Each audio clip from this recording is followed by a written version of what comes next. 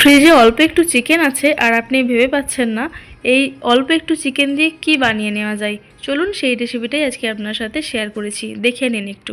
আসসালামু আলাইকুম ফ্রেন্ড, সবাই কেমন আছেন? আশা করি সবাই খুব ভালো আছেন। Welcome back to my channel. তো সাথে থাকছে রুমালি রুটির রেসিপি। প্রথমে আমি রুটির জন্য ডোটা মেখে নেব। তো ওই ডো মাখার জন্য এখানে আমি 1 কাপ পরিমাণ ময়দা নিয়েছি আর স্বাদ মতো নুন দিয়ে নিচ্ছি, 2 চামচ পরিমাণ সাদা তেল, অল্প একটু চিনি দিয়ে মেখে নেব। তো অবশ্যই একটু কুসুম গরম দুধ দিয়ে মাখতে হবে, শুধু একটু মেখে নিলেই হবে, ময়াম না দিলেও চলবে।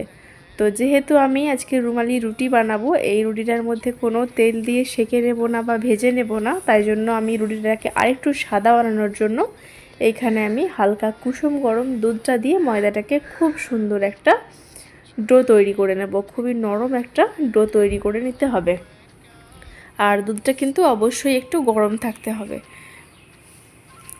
তো মোটামুটি আমার ময়দাটা একটু নরম করে মেখে নিয়েছি, একটা সাইডে রেখে দেব। একটা ফ্রাই প্যান আমি বসিয়ে দিয়েছি উনুনে, আর এক টুকরো বাটার দিয়ে নিলাম। বাটারটা ছিল 60 গ্রামের অর্ধেকটা, মানে 30 গ্রাম বাটার দিয়েছি, এবং এই বাটারের মধ্যেই আমি চিকেনগুলো ছোট ছোট করে কেটে ভেজে নেব। তো চিকেনটাকে আমি একটুখানি ভিনিগার আর নুন দিয়ে ভিজিয়ে রেখেছিলাম মিনিট 10, তারপর ভালো করে চটকে চটকে ধুয়ে ভেজে নিচ্ছি। তো আপনাদের কাছে যদি সাজিরা থেকে থাকে আপনারা সেটা দিয়ে চিকেনটা ভেজে নেবেন। যেহেতু আমার কাছে ছিল না, তাই আমি নর্মাল যে ঘরোয়া জিরে হয় সেই জিরে দিয়ে চিকেনটাকে একটু লাল লাল করে ভেজে নিলাম। তবে বাটারে ভেজে নিলে কিন্তু চিকেনের মধ্যে খুবই একটা বাটারি স্মেল ঢুকে যায়, যার জন্য এই চিকেনটা খেতে কিন্তু খুবই সুন্দর লাগে। কয়েক টুকরো দারুচিনি, 2টো এলাচ দিয়ে নিলাম। এবারে দিয়ে নেব এখানে পেঁয়াজ, 3টে মিডিয়াম সাইজের পেঁয়াজটাকে এরকমভাবে একটু কেটে নিয়েছি। আপনাদের যেমন ইচ্ছা আপনারা তেমন কেটে নিতে পারেন। মোটামুটি একটুখানি নরম করে নিতে হবে পেঁয়াজটাকে। দিয়ে দিচ্ছি কয়েক টুকরো আদা আর কয়েক কোয়া রসুন, 4টে কাঁচা লঙ্কা, একটা বড় সাইজের টমেটো।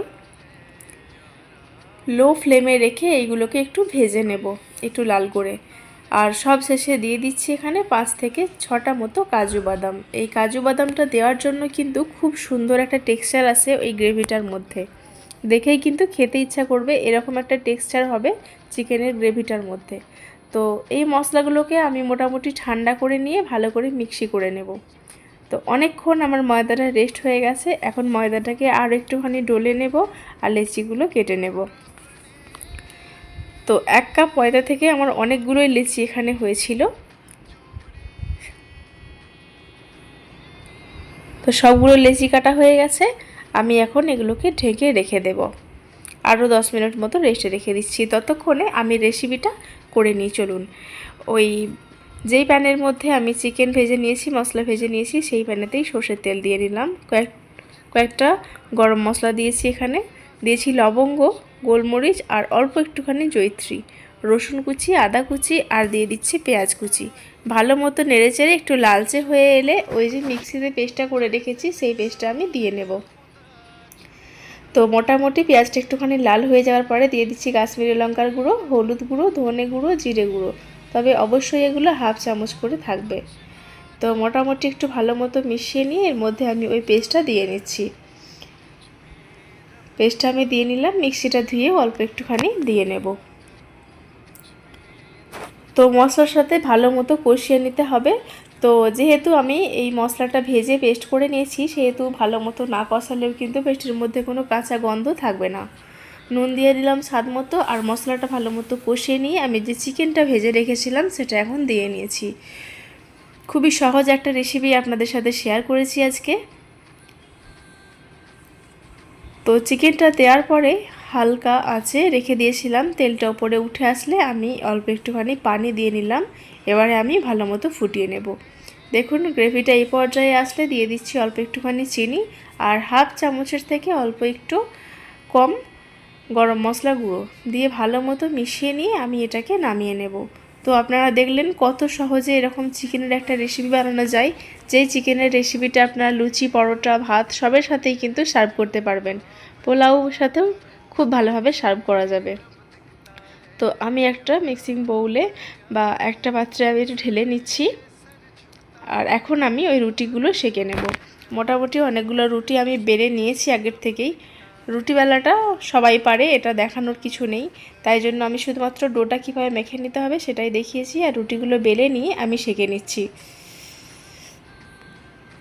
তো এপিঠ ওপিঠ উল্টে একটুখানি লাল করে নেব, আর এইভাবে সব কটা রুটি আমি সেঁকে নিচ্ছি, আপনারা দেখতে থাকুন। তো আর রুটিগুলো এরকমভাবে করে নিলে খুব নরম হয়, আপনারা দেখে বুঝতে পারবেন, আর খুবই সাদা সাদা হয়, দেখলেই খেতে ইচ্ছা হবে। আর এই রুটিগুলো কিন্তু আপনি পরপর 2 দিন রেখে দিলেও কিন্তু শক্ত হবে না।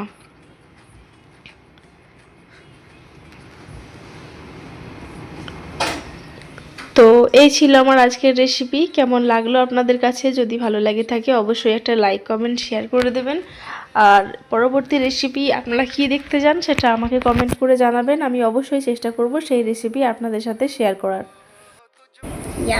তো আজকে এই পর্যন্তই আমার রেসিপিটা, তবে আপনারা কিন্তু অবশ্যই জানাবেন পরবর্তী রেসিপি আপনারা কী দেখতে চান।